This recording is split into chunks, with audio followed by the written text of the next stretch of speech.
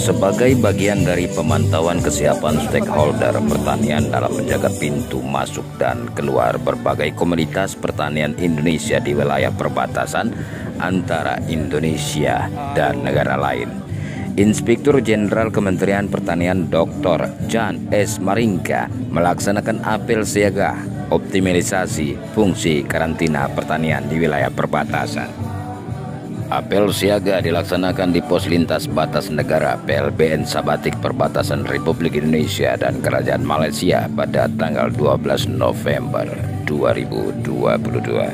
Inspektur Jenderal Dr. Jan S. Maringka menjelaskan apel siaga hari ini di PLBN Sabatik merupakan rangkaian kegiatan pemantauan di perbatasan Indonesia. Perbatasan-perbatasan yang telah dipantau oleh Inspektur Jenderal yaitu Sabang, Merauke, Miangas, Pulau Rote, PLBN Etikong, PLBN Terpadu di Distrik Sota, dan PLBN Motain Kabupaten Belu, Provinsi Nusa Tenggara Timur. Pemantauan di perbatasan ini dilakukan dalam rangka memastikan ketersediaan dan ketahanan pangan di titik terluar Indonesia. Hal ini pun menunjukkan komitmen Kementerian Pertanian dalam mewujudkan keamanan dan ketahanan pangan di titik-titik terluar Indonesia. Untuk mendukung program strategis Kementerian Pertanian, Inspektorat Jenderal melaksanakan program Jaga Pangan yang secara resmi telah dicanangkan oleh Menteri Pertanian Syahrul Yassin Limpo pada tanggal 20 April 2022. Program Jaga Pangan telah dilaksanakan dari Sabang sampai Merauke, dari Miangas hingga Pulau Rote, dan di beberapa titik perbatasan PLBN Etikong, PLBN Terpadu di Distrik Sota, dan PLBN Motain dalam rangka memastikan ketersediaan dan ketahanan pangan di titik luar Indonesia.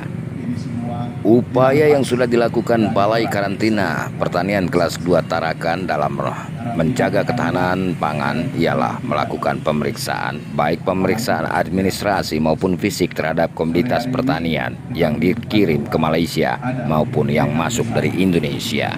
Hal ini dilakukan untuk mencegah tersebarnya hama penyakit hewan karantina dan organisme pengganggu tumbuhan karantina terhadap komoditas pertanian serta hewan ternak demi menjaga keamanan pangan. Dr. Jan S. Maringka menyampaikan bahwa upaya menjaga keamanan dan ketahanan pangan di wilayah perbatasan tidak dapat dilakukan sendiri oleh karantina.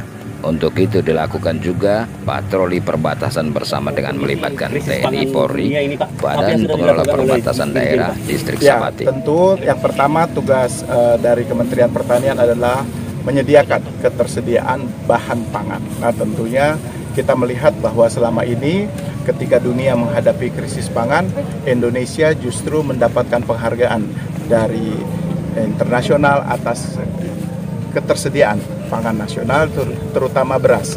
Nah, swasembada beras ini kita harapkan ke depan bisa menjadi swasembada pangan. Artinya kita berharap di masa yang akan datang Indonesia mampu menjadi lumbung pangan dunia. Nah, ini tentu tidak dapat dilakukan oleh Kementerian Pertanian sendiri.